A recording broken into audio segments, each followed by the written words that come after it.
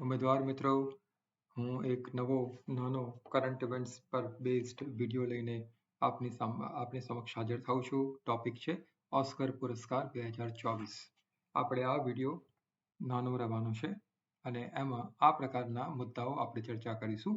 Oscar પુરસ્કાર 2024, Oscar 2024ના વિજેતા અને અંતમાં એક રિવિઝન માટે એક આજનો પ્રશ્ન પર ચર્ચા કરીશું.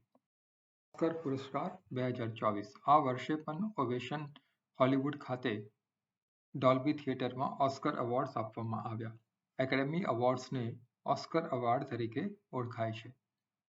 1929થી ઓસ્કરે સિનેમેટિક સિદ્ધિઓમાં શ્રેષ્ઠતાને માન્યતા આપી છે.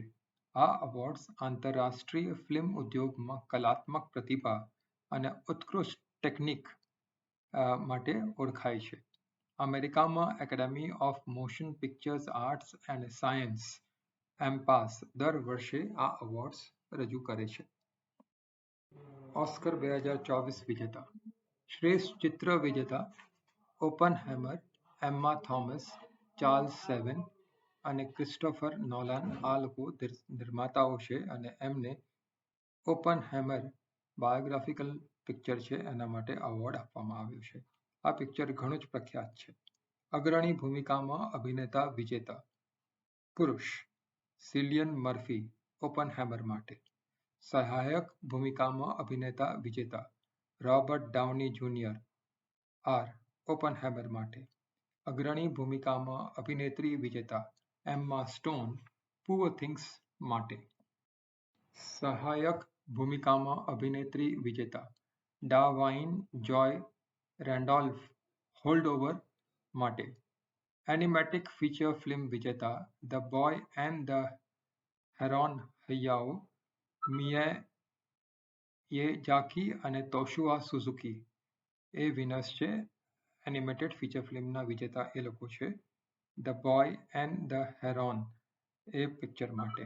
નિર્દેશન વિજેતા ક્રિસ્ટોફર નોલાન ઓપનહેમર માટે.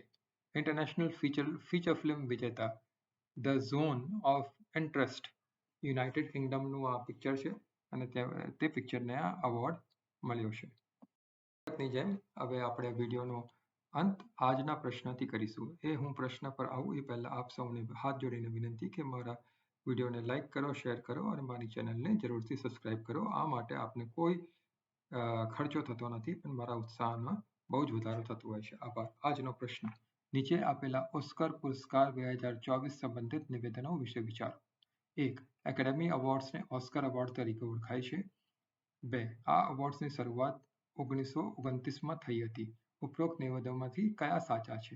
A. માત્ર એક, B. માત્ર બે, C. બંને, D. ઉપરોક્તમાંથી કોઈ નહીં. સાચો જવાબ આપ વિડીયોના કોમેન્ટ સેક્શનમાં આપજો. આભાર.